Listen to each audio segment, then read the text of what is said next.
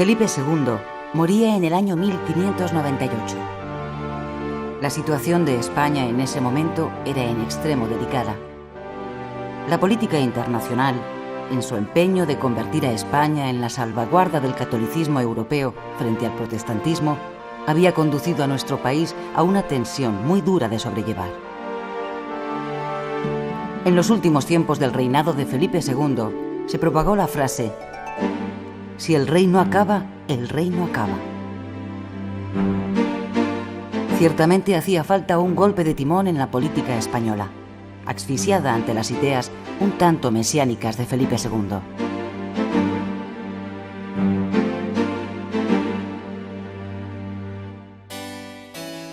Felipe III recibió de su padre la instrucción de que la prioridad básica de su gobierno debería ser la defensa de la religión católica. Felipe III nunca supo gobernar. Sus capacidades como rey fueron muy limitadas. Más que por la labor de gobierno, se interesaba por la música, tocaba la viola, la caza mayor, los naipes y los toros. En su doloroso lecho de muerte ya lo había augurado Felipe II. Dios, que me ha dado tantos reinos, me ha negado un hijo capaz de regirlos. Lo cierto fue que las previsiones fatales del rey prudente se cumplieron. Muy pronto, Felipe III dejó el poder en manos de su valido, el duque de Lerma. El fenómeno del valimiento era nuevo en el siglo XVII, derivado de la trascendencia política que adquirieron los secretarios de los reyes. Antecedentes de los validos fueron, en el siglo XVI, personajes como el príncipe de Éboli o Antonio Pérez. Francisco Gómez de Sandoval, el duque de Lerma, fue un político pragmático que utilizó el poder en beneficio propio, con no pocas corruptelas personales y familiares que le permitieron acumular una fortuna inmensa. Los beneficios de la especulación inmobiliaria producida por los cambios de capitalidad de Madrid a Valladolid, para volver poco después otra vez a Madrid, llenaron las arcas del valido. En aquella época, la ciudad burgalesa de Lerma fue engrandecida, convirtiéndose en corte de recreo, a donde acudían personajes relevantes y artistas como Góngora o Lope de Vega. Su política clientelar le granjeó un círculo de amigos favorecidos, pero también muchos enemigos dentro de la propia corte. El principal de ellos fue el confesor del rey, el dominico Luis de Aliaga. Poco a poco, tras no pocas tensiones, fueron cayendo en desgracia los protegidos del valido. El más significativo de todos fue el famoso Rodrigo Calderón, que acabaría siendo condenado a muerte. Una conspiración contra el valido, encabezada por uno de sus hijos, el duque de Uceda, acabaría con el duque de Lerma, que fue sustituido por su propio hijo.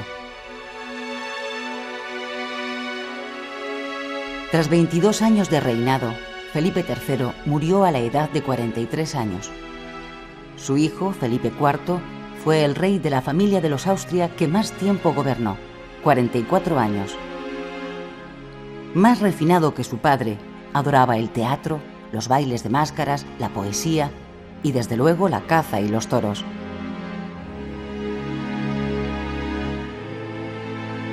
Si Felipe III solo se había casado una vez con Margarita de Austria y fue siempre un marido fiel, Felipe IV acumuló multitud de infidelidades.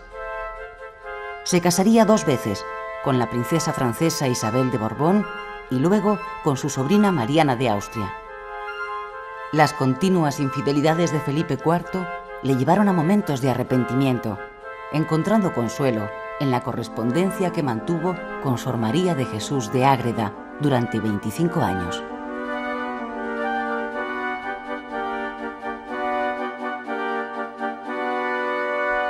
De entre sus múltiples amoríos sobresalió una actriz, María Calderón, la Calderona, quien le daría un hijo bastardo, don Juan José de Austria.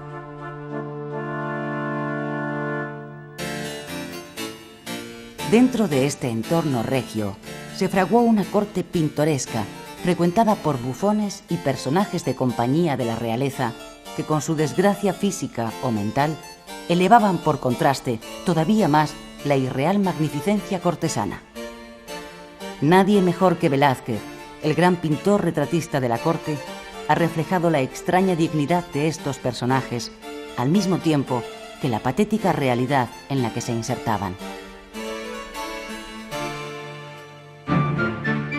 La actividad de Olivares aliviaba el trabajo del rey, lo que le permitía a Felipe IV dedicarse a variados placeres sensuales o artísticos, con gran disgusto de sus vasallos por esta dejación de funciones a la que achacaron los males que sufría el reino.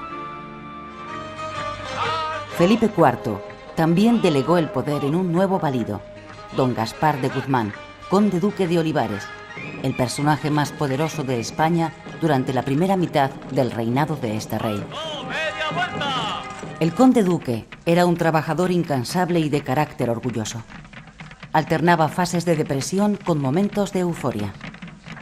Desinteresado a nivel personal y al menos no tan nepotista como lo había sido su antecesor, el duque de Lerma, Olivares fue en cierto modo un adelantado a su tiempo, con una gran vocación reformista y en todo momento consciente de los graves problemas que afectaban a la monarquía española, a los que luego se enfrentó, eso sí, con mejores intenciones que buenos resultados. Era un verdadero hombre de Estado, un digno rival de Richelieu, en un momento en que Francia y el Imperio español estaban enfrentados por el predominio de Europa. Olivares puso todo su empeño en mantener los territorios del imperio. Para ello, era necesario acometer reformas en el sistema de gobierno, instituciones, finanzas y sociedad. El conde duque emprendió medidas con el fin de modernizar la economía, moralizar la vida pública y sanear el fisco. Nada más hacerse cargo del gobierno, dictó una serie de medidas contra la corrupción. Ordenó prender al duque de Uceda, acusándole de malversación. Lo mismo hizo con el duque de Osuna, virrey de Nápoles. Los bienes del duque de Lerma fueron confiscados. En el año 1622, un año después de la entronización de Felipe IV, Olivares impulsó un decreto que obligaba a todos los que habían ejercido funciones públicas desde 1592 a proporcionar un inventario de su fortuna. Todos los cargos públicos estaban obligados a declarar su patrimonio al comienzo y final de su gestión.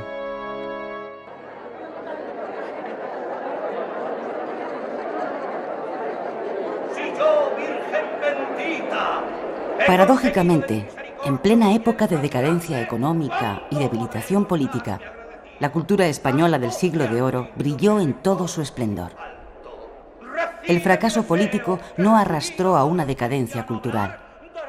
Lo cierto es que en el siglo XVII se celebró la hegemonía cultural española en el mundo, una cultura que fascinaba a toda Europa al margen de guerras, conflictos políticos o leyendas negras. Se ha dicho que el deslumbramiento de la cultura española en Europa vino derivada de su propio exotismo y hasta de la imagen intimidatoria o morbosa que conversos y protestantes habían dado de la misma, considerando a la Inquisición como presunto emblema de la identidad hispánica. Pero ni la represión ideológica, ni la discriminación religiosa, ni la limpieza de sangre fueron fenómenos privativos de España. Muchas de sus obras fueron traducidas al inglés, al francés o al italiano. La literatura espiritual, la ascética y la mística brillaron en especial con un alto valor literario. Entre otros, destacaron los nombres de Ginés de Sepúlveda, Mateo Alemán, Miguel de Molinos, Santa Teresa de Jesús, San Juan de la Cruz, Góngora, Lope de Vega o Quevedo.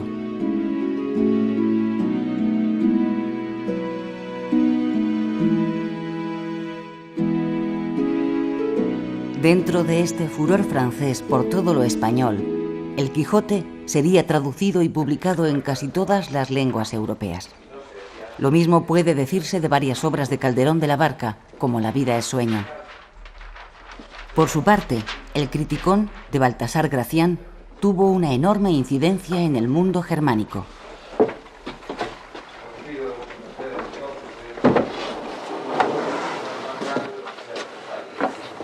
Yo, público soberano, sé bien qué papel hará mejor cada uno, y así irá repartiéndolos mi mano.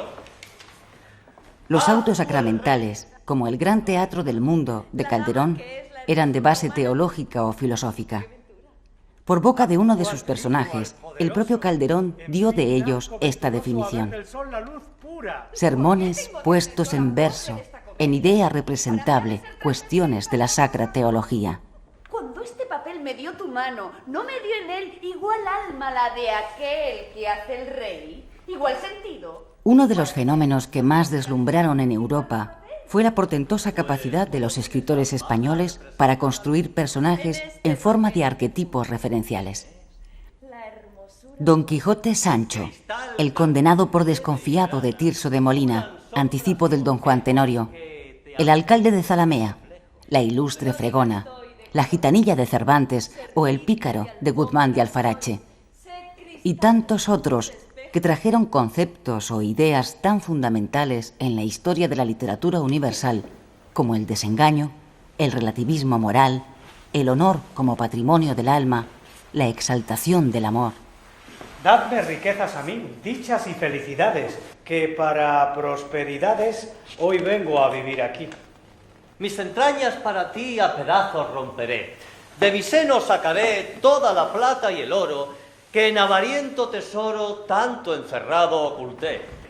A ti nada te han de dar. De la trascendencia histórica de la cultura del siglo de oro, quizá no fueron conscientes ni los propios intelectuales españoles, que como Cervantes identificaron más su época como la edad del hierro y no como la del metal áureo. En fin, este mundo triste al que está vestido viste y al desnudo le desnuda. Durante esta época decadente, la situación financiera era angustiosa. Entre 1607 y 1627 hubo suspensiones de pagos en la corona y se publicaron pragmáticas en contra del lujo excesivo, así como una limitación a las fiestas suntuosas de la corte. Iniciativas legislativas que surgieron del propio conde-duque de Olivares, pero que a la postre no prosperaron, como cuando en Madrid, en 1623, se hizo pública por pregón la orden real del alzamiento de las prohibiciones que habían puesto límite a los excesos de vestuario. El lujo desmedido en el vestido, la relación de joyas que se incluían en los inventarios de época, las inversiones artísticas impulsadas por el mecenazgo de algunos o la multiplicación de domésticos y esclavos con su singular variante cortesana de los bufones, serían algunas de las realidades que lastraron a la sociedad hispánica de este periodo. La espectacularidad impregnó en el siglo de oro todos los actos de la vida pública: las juras y besamanos al monarca, las reuniones de los consejos, los autos de fe o los mismos sermones alcanzaron el ámbito de la corte, en donde se impusieron las reglas de etiqueta y el protocolo hasta las más mínimas manifestaciones de la vida cotidiana de la familia real.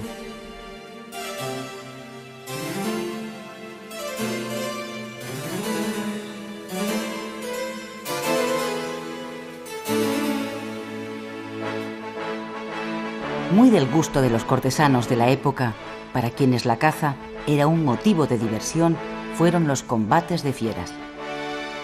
Es conocido el que se organizó en el año 1631 en Madrid por el conde-duque de Olivares para celebrar el cumpleaños del príncipe Baltasar Carlos, en el que combatieron un león, un tigre, un oso y un toro del jarama, que los venció a todos ellos, siendo después matado de un arcabuzazo por el propio Felipe IV.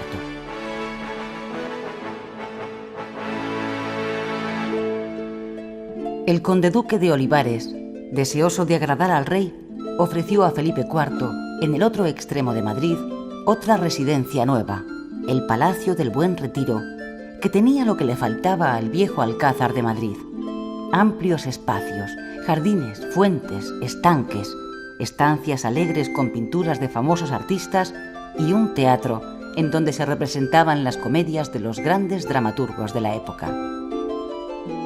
De este palacio hoy solo quedan el ala norte y el casón del Buen Retiro, ambos edificios consagrados a museo, y el parque que lleva este nombre y ocupa una parte del terreno ajardinado del palacio.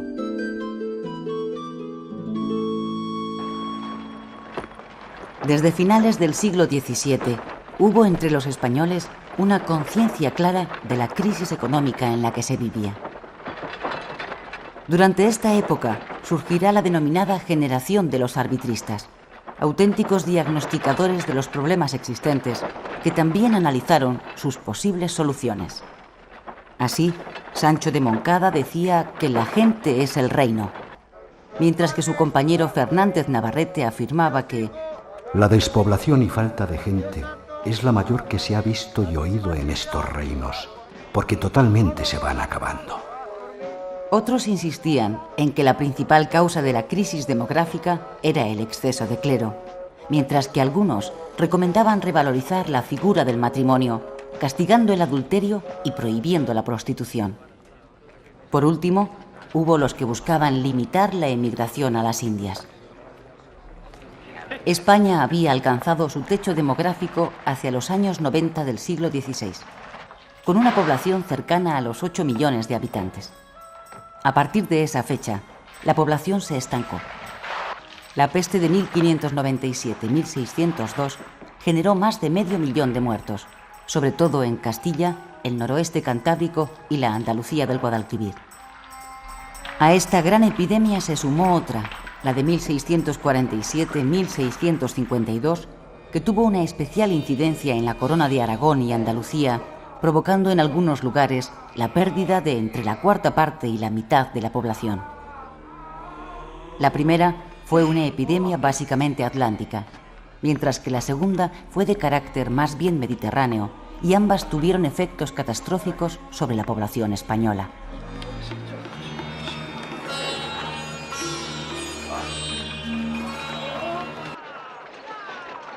La llegada de la plata procedente de América era rápidamente desviada hacia Europa. Las 3/4 partes del metal precioso que arribaba a España eran propiedad de los particulares, conquistadores, colonos, administradores que regresaban de las Indias o mercaderes que recuperaban el contravalor de sus exportaciones. La balanza comercial española era deficitaria en comparación con la del resto de Europa, pero la fuga del metal precioso se dejó sentir sobre todo en la Hacienda Real, que absorbía 1/4 parte de toda la plata que se descargaba en Sevilla para hacer frente a sus deudas. El rey gastaba enormes cantidades de dinero en las necesidades acuciantes de su política internacional. El dinero era adelantado por los banqueros extranjeros, los genoveses o los judíos portugueses. De este modo, la plata era acaparada por los grandes financieros para compensar las importaciones europeas y por los poderosos asentistas.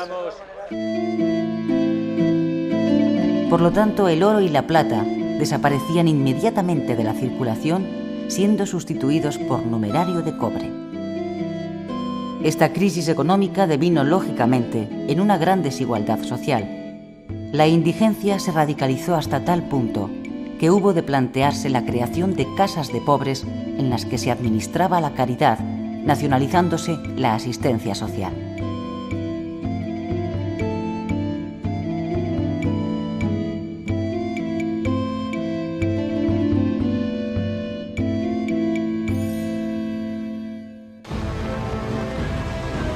La marginalidad dio paso al bandolerismo en el ámbito rural y a un aumento progresivo de la violencia en las ciudades.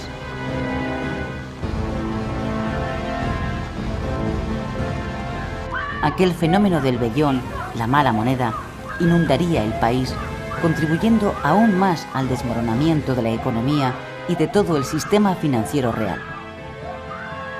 Como escribiera Baltasar Gracián, España acabó por convertirse en las Indias de Europa. La nobleza se dividía en grandes de España e hidalgos, cuyos niveles de vida fluctuaba entre la riqueza más boyante y la pobreza más lacerante. Dentro de esta sociedad en pleno declive, el principal elemento diferenciador fue la población morisca. En el mes de abril de 1609, Felipe III sancionó el Edicto General de expulsión definitiva de los moriscos, por el que fueron expulsados 300.000. Edicto de expulsión que se aplicó primero en Valencia, luego en Cataluña y Aragón y finalmente en Castilla. Después de la conquista de Granada en 1492, seguían coexistiendo en España dos culturas distintas, la cristiana y la musulmana. Por su parte, los mudéjares se habían convertido en moriscos. Las diferencias entre la cultura cristiana y la musulmana van agudizándose a lo largo del siglo XVI. Pronto, las desigualdades no fueron exclusivamente religiosas, sino que afectaron también al ámbito de la sensibilidad y vida cotidiana. En plena decadencia política y económica, se convirtió en un grupo sospechoso y censurado sobre el que se proyectaron todas las frustraciones sociales de aquel periodo. A pesar de todo, la expulsión de los moriscos no garantizó la homogeneidad religiosa en España. Siguió existiendo un sector judaizante después de 1492. La anexión de Portugal por Felipe II en 1580 reabrió en España la cuestión del judaísmo al tener que absorber un importante grupo de portugueses judaizantes. A partir de la incorporación de Portugal a España, la represión se aceleró. Durante el reinado de Felipe IV, fueron muchos los judíos portugueses que se pasaron a España, apoyados por la política del conde duque de Olivares, al servirse de ellos como asentistas de la corona. La posterior caída de Olivares, que había establecido una salvaguarda sobre estos conversos, los llamados marranos portugueses, significó el inicio de una persecución a ultranza de este grupo heterodoxo. Los campesinos fueron las grandes víctimas de esta crisis, en especial los que carecían de tierras. Alimentados solo con pan y sopas, la población rural sufrió las oscilaciones de la inflación y los apremios fiscales. La olla apenas contenía legumbres, cerdo, cebolla y ajos, aunque la dieta de los hidalgos rurales, como la de Don Quijote, fuera más variada.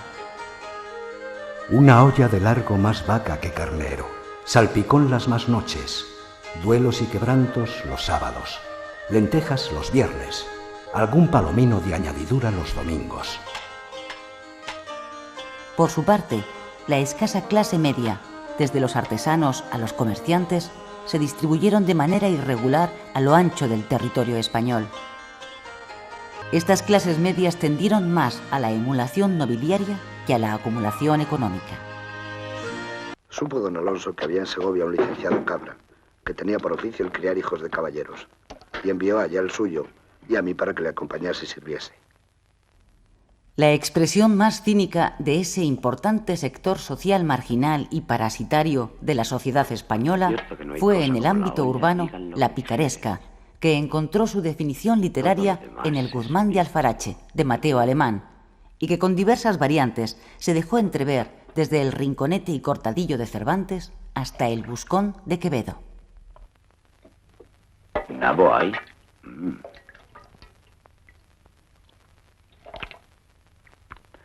No hay perdiz para mí que se le iguale. Coman, que me huelgo de verles comer. ¿No hay carne? ¿Carne? ¿Tienes permiso del médico y del confesor? Grave pecado es comer carne, que es comer sangre. Sabed que a los primeros cristianos, cuenta San Pablo, los tentaban con morcillas para hacerlos pecar.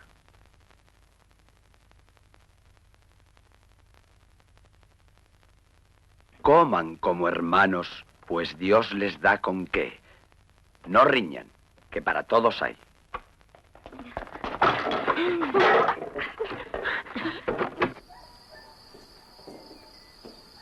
Cervantes, al crear la novela corta en castellano, advertía una gran diferencia respecto a las italianas, su carácter moralizador. Él es dado el nombre de ejemplares, y si bien lo miras, no hay ninguna de quien no se pueda sacar un ejemplo provechoso. Conocía bien Cervantes la vida de Sevilla por haber vivido en ella hasta 1599, en que se declaró la peste. Demostró ser un buen conocedor del hampa sevillana, como lo demuestra en la descripción que hace del patio de Monipodio, en Triana. Se trata de un prodigio de observación de la vida de los maleantes que infestaban la populosa capital bética. Como Velázquez, cuando pinta borrachos, bufones o hilanderas, Cervantes retrató con simpatía aquel inframundo, presentando con indulgente visión de artista y hombre bueno las trapacerías de aquel abigarrado microcosmos de pícaros o ampones. Empezad a contarme vuestro ejercicio. ¿De qué familia sois y de dónde venís? El ejercicio ya está dicho, pues venimos ante vuestra merced. La patria no me parece de mucha importancia decilla, ni los padres tampoco. La palabra pícaro proviene del pinche de cocina, el que picaba la carne. Los pícaros o picaños eran aquellos pobres muchachos dedicados a recaderos, pinches, esportilleros y matarifes.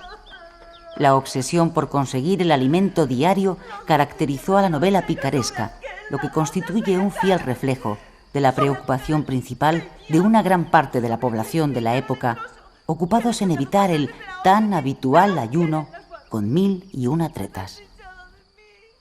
Y esto ocurrió en el siglo de oro, cuando alguaciles y escribanos competían en picardía con los propios granujas. Y el noble era jugador, tramposo y truán, y la gran señora hipócrita y liviana. Como dijo Gregorio Marañón.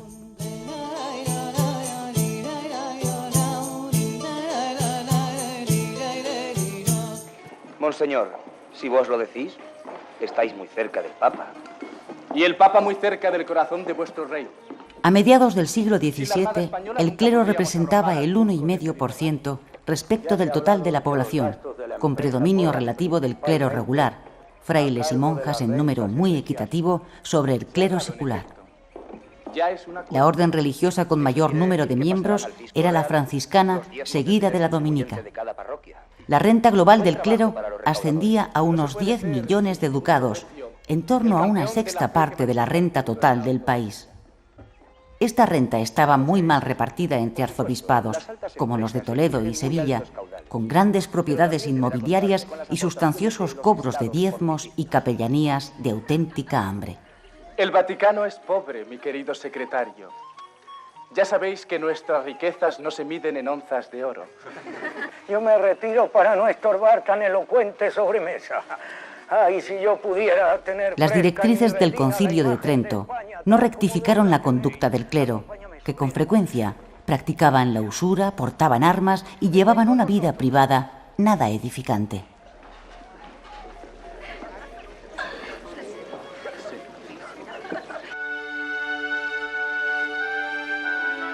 Pese a todo, el siglo XVII sería un periodo de abundancia de santos. Santos que pintara con maestría Zurbarán y que esculpieron los artistas Martínez Montañés, Alonso Cano o Pedro de Mena. Mientras que en el siglo XV y XVI solo hubo 2 canonizaciones, en el XVII hubo un total de 23 beatificaciones y 20 canonizaciones.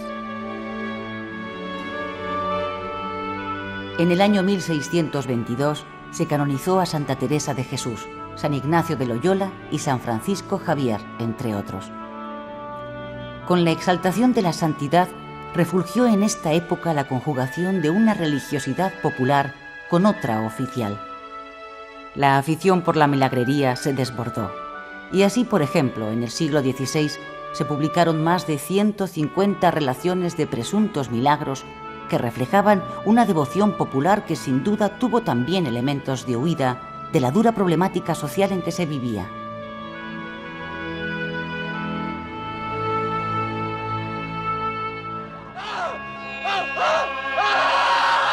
La Iglesia censuró algunas formas de cultura popular, pero también tendió a integrar determinadas supersticiones dentro del barroco ceremonial católico.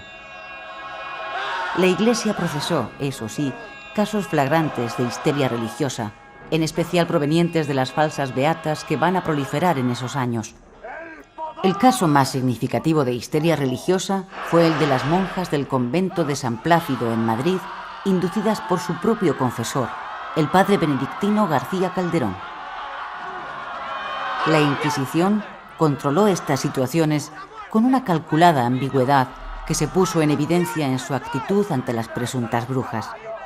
En España, la caza de brujas fue un fenómeno menor en comparación con la Europa central y Francia.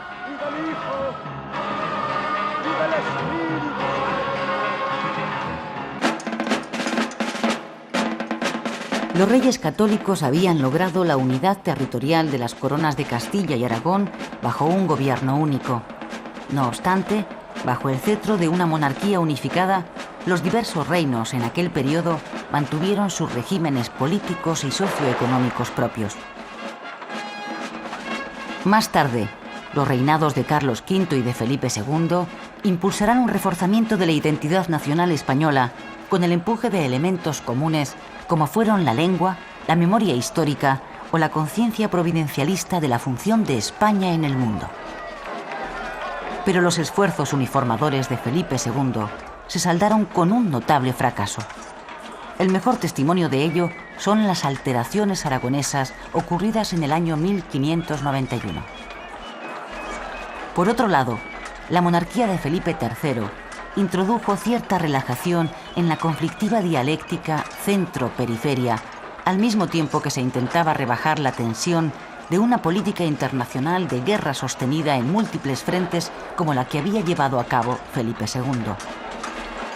La línea intervencionista de su padre sería sustituida por una estrategia conservadora que culminaría en la firma de las paces con Francia e Inglaterra, la tregua con los holandeses y la búsqueda de fórmulas negociadoras para conseguir la paz en Italia.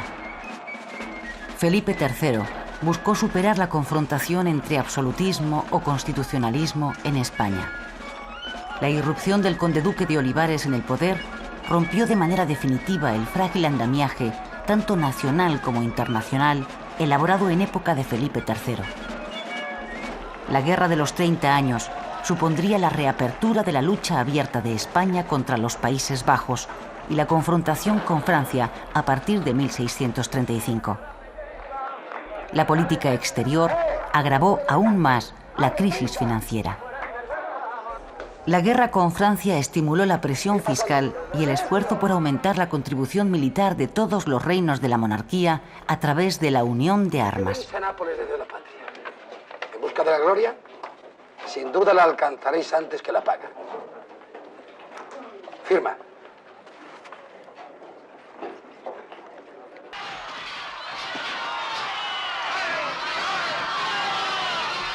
Las Cortes catalanas de los años 1626 y 1632 rechazaron las imposiciones fiscales y militares de Olivares.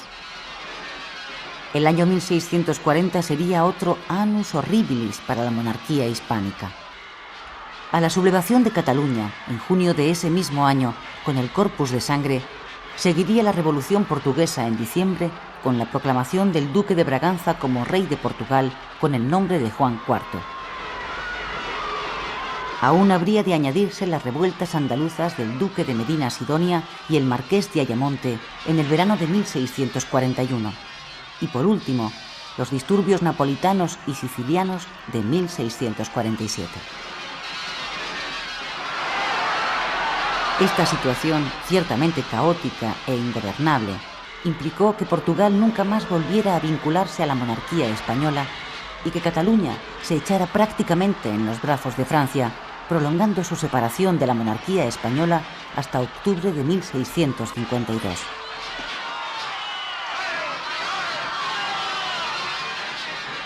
Ante esta caótica situación, el conde-duque de Olivares se vio obligado a presentar su renuncia en el año 1643.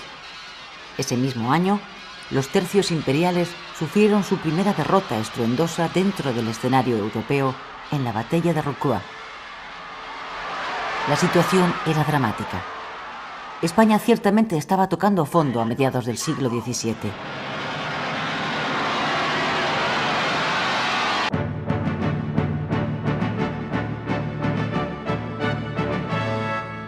Un imperio tan extenso era imposible de mantener y condenaba a la monarquía a una permanente invertebración. Lo expresaba muy bien este sermón de la época. Esta es la vida de un rey, con las manos escribiendo, con los pies caminando, el corazón repartido en hilos. Un hilo en Flandes, otro en Italia, otro en África, otro en el Perú, otro en Nueva España, otro en los ingleses católicos, otro en la paz de los príncipes cristianos, otro en las aflicciones del imperio. qué atención tan grande a diversos gobiernos y peligros. Que se quebró el hilo de las Indias, prisa a atarlo. Que se quebró el hilo de lo de Flandes, correr a atarlo.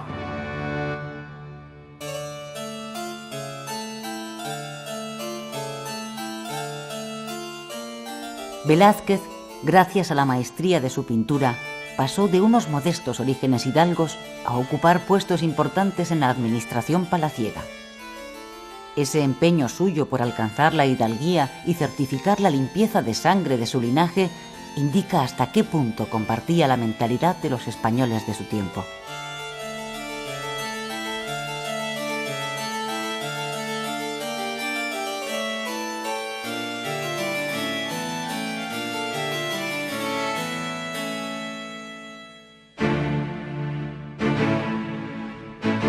La rendición de la plaza holandesa de Breda se relaciona con una comedia dramática de Pedro Calderón de la Barca.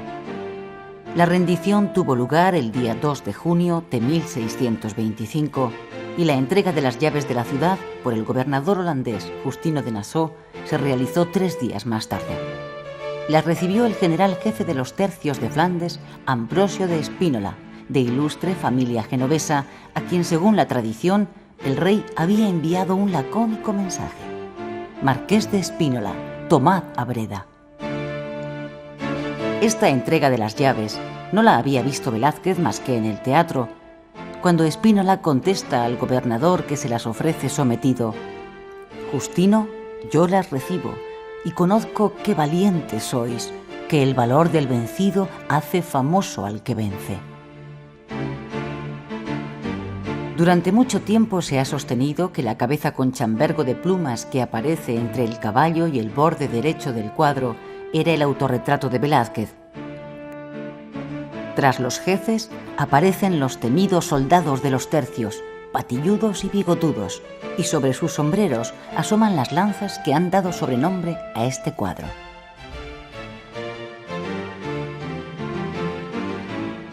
Pero la ciudad de Breda no permanecería mucho tiempo en poder del Imperio español, pues 12 años después, en 1637, los holandeses recuperaron de nuevo la ciudad y esta vez de forma definitiva.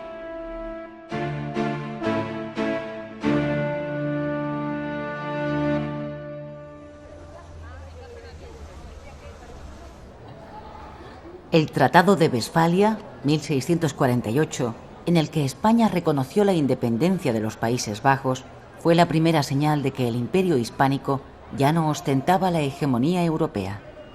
Este tratado puso fin a la Guerra de los 30 años. España purgaba la evidencia de muchos problemas que se arrastraban desde comienzos del siglo XVI. Unos gastos militares excesivos que constituían la mitad del presupuesto de la corona, una dependencia exclusiva de las minas de metal precioso americano, una obsesión por la imagen exterior que reflejará serios problemas de identidad y una fijación redentorista respecto a la Europa católica que implicaba un nacionalcatolicismo mantenido contra viento y marea y al margen de los propios criterios pontificios de Roma. Terminado este periodo, solo se habían perdido Portugal, los Países Bajos del Norte, Jamaica y 2 provincias catalanas más allá de los Pirineos, el Rosellón y parte de Cerdaña. El Imperio español se tambaleaba, pero aún se mantenía con la mayoría de sus posesiones intactas. Teología de la pintura, llamó Luca Giordano a esta pintura de Velázquez. El cuadro encierra un mundo complejo y enigmático que ha intrigado a numerosos críticos. La infanta Margarita ocupa el centro de la composición, ya que en el momento que Velázquez pintó el cuadro era la heredera de la dinastía. Junto a ella, 2 meninas se inclinan y dejan ver al fondo, reflejados en un espejo, a los reyes Felipe IV y su segunda esposa, Mariana de Austria, a los que al parecer está retratando el pintor. Todas las miradas convergen en los monarcas.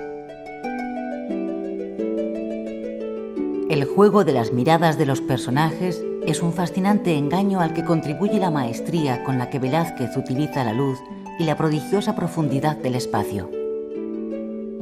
Se conocen los nombres de todos los personajes que acompañan a la infanta Margarita, doña María Agustina Sarmiento y doña Isabel de Velasco, las Meninas, nombre de procedencia portuguesa que da título al cuadro. Junto a esta última, Maribárbola, una enana de origen alemán que también mira hacia nosotros, y un enano tan bien proporcionado que se puede confundir con un niño, Nicolás de Portosanto o Nicolásito, que mantiene su pie izquierdo encima del perro. El dualismo entre sueño y realidad es muy propio de la sociedad española del siglo XVII. Así se muestra habitualmente en las obras de arte, desde Velázquez a Calderón o Quevedo, que escribió: Hay muchas cosas aquí que parecen existir y tener su ser, y luego no son más que un nombre o una apariencia.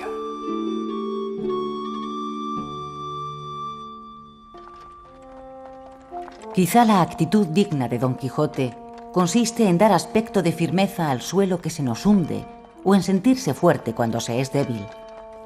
Lo cierto es que lo religioso hispano culminó en el éxtasis, en sublimes contemplaciones o en generosos heroísmos. El ingenioso hidalgo no pudo resucitar la vida caballeresca de antaño en defensa de los ideales medievales de justicia y equidad y perdió la razón. Las mentes más agudas del siglo XVII sabían que España había fracasado en su intento de dominar a Europa. Hallaban el país vacío de sustancia vital. No veían remedio ni solución objetiva. Las palabras de Baltasar Gracián son realmente certeras. Llegó el encarecimiento de un gran político a decir que el remedio de esta monarquía, si acaso declinase, no era otro sino que resucitase el rey católico y volviese a restaurarla. El tono de Gracián era amargo y desilusionado. Su pesimismo no es menos feroz que el de Quevedo. Si se deja a un lado el consuelo religioso, esa desesperación se torna en un pesimismo metafísico. Al principio de El Político, Gracián seguía obsesionado con Fernando el Católico. Opongo un rey a todos los pasados. Propongo un rey a todos los venideros. Don Fernando el Católico, aquel gran maestro del arte de reinar, el oráculo mayor de la razón de Estado.